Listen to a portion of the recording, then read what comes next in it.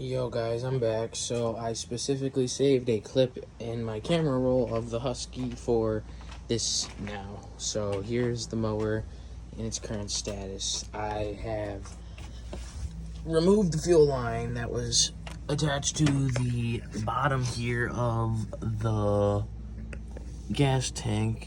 You can kind of see right there where it was.